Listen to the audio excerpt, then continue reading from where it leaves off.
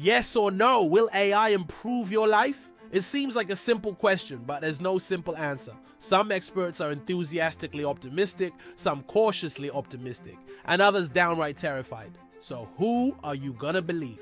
The Terminator 2 Judgment Day researchers or the Upworthy BuzzFeed AI will make your life better in 8 easy steps researchers? Well, here's the thing. Both of those positions come from people who study AI. And if you want to know what experts really think about how AI will impact our lives, it can be hard to know where to look for it. But I might have found something. I found a report that surveys more than 4,000 researchers who are working on foundational AI technology. They're not just observers of AI. These are the people building this stuff.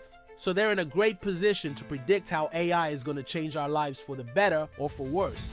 Plus, this survey was conducted by AI Impacts, an initiative from the AI Center at the University of Oxford and AI Now Institute at New York University. NYU and Oxford, two very reputable institutions. So let's see what they found. Overall, these researchers seem pretty optimistic about the future of AI. 68% of them think that AI will be good for humanity overall, though only half feel confident in that prediction. But how will AI affect their personal lives? About a quarter of the respondents expect AI to improve their everyday lives in a variety of ways. We'll get to those in a bit. 23% of them thought that AI would have no effect on their lives, and a full 27% were just not sure. Only 16% thought that AI would make their life worse. And considering that this survey was conducted in 2022, that's before ChatGPT became widely available and everyone started freaking out about the impending robot apocalypse. So it's possible that the numbers have shifted somewhat since then. Okay, so now let's take a closer look at the report. Here's a summary of the main takeaways.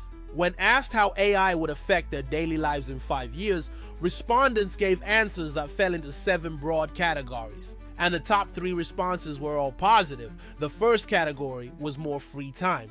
This includes things like not having to do routine tasks anymore, having more time for leisure, or being able to take on a lighter workload. Like this respondent said, as a parent, I spend quite a bit of my mental bandwidth planning meals, packing lunches, finding recipes, etc.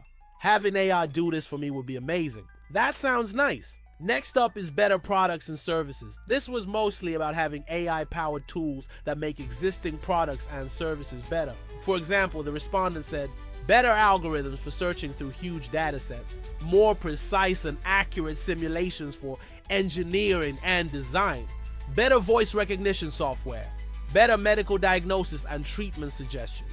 Those are some good examples. The third most popular response was new opportunities. This included new jobs or career opportunities made possible by AI, as well as the ability to learn new skills or pursue new hobbies because of the free time afforded by AI. As one respondent put it, it may open up non-work related opportunities which could be very beneficial to society, such as advancing amateur scientific endeavors. After that, we get to the first negative category, which was also the smallest one. It was job loss or reduced work hours. Some of the responses here were really bleak. One person said, unless there's a massive upskilling or reskilling effort, I think many people will lose their jobs and economic inequality will rise. Another said, I'm afraid that AI will replace many jobs and cause serious unemployment and economic problems. Now I know those are worst case scenarios, but it's still interesting that these researchers, people who are working in the field, see job loss as a potential downside of AI.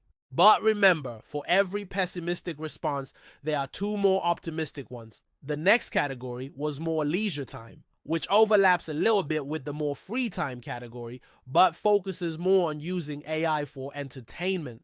For example, one respondent said, I'm looking forward to AI writing stories, drawing pictures, composing music. I don't need them to do my job, but to add beauty to my life. I hope it helps us become more creative. Sounds cool.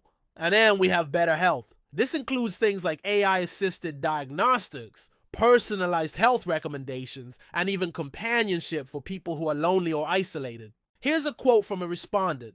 AI has the potential to revolutionize healthcare, allowing doctors to diagnose diseases earlier and more accurately, leading to better patient outcomes. AI-powered virtual assistants could also provide patients with personalized health recommendations and support, improving overall health and well-being. So far, so good. But there was one more category that popped up more than we expected, and it was a negative one. It was existential risk. This includes concerns about AI becoming uncontrollable, causing widespread unemployment, or even ending humanity altogether. There weren't a lot of responses in this category, but it's worth mentioning because of how much attention existential risks from AI have gotten lately. Here's what one respondent had to say. I'm worried that AI systems will end up being uncontrollable, posing risk to humanity. I am also concerned that AI could exacerbate existing social and economic inequalities, leading to greater polarization and conflict. Overall, the researchers who responded to this survey seem to think that the benefits of AI outweigh the risks, at least for them personally.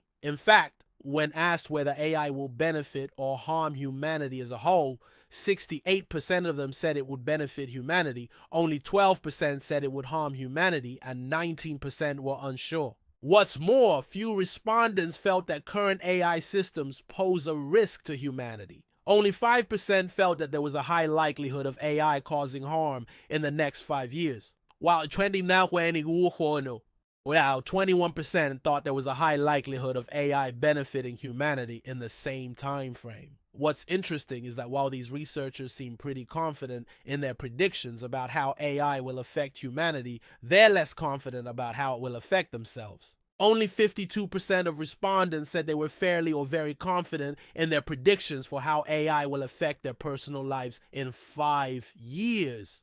The rest were either unsure or not confident at all. Maybe that's because they know how quickly AI is developing and they do know how it's going to play out. Or maybe it's because they know just how much bias can creep into supposedly objective algorithms. After all, AI is only as good as the data it's trained on. And if the data is biased, then the algorithm will be biased too. One of the respondents said it perfectly. I believe that AI will continue to improve significantly in the next 5 years. However, the usefulness of any particular system will depend on the data that it has been trained on and how that data reflects and reinforces societal biases, including gender, race, and socioeconomic status. Unless there is concerted effort to ensure that these biases are identified and mitigated, AI systems will simply reflect and amplify existing societal problems. And if AI is going to have a major impact on our lives, it's important that we understand not just the potential benefits, but also the potential drawbacks and try to mitigate those drawbacks before they become big problems. At the end of the day, AI is a tool. It can be used for good or for bad. It's up to us humans to make sure that it's used for good. Thanks for watching. If you like this video, you probably also like AI explainers. So consider subscribing to stay up to date on all things artificial intelligence. And we have lots more videos in the works.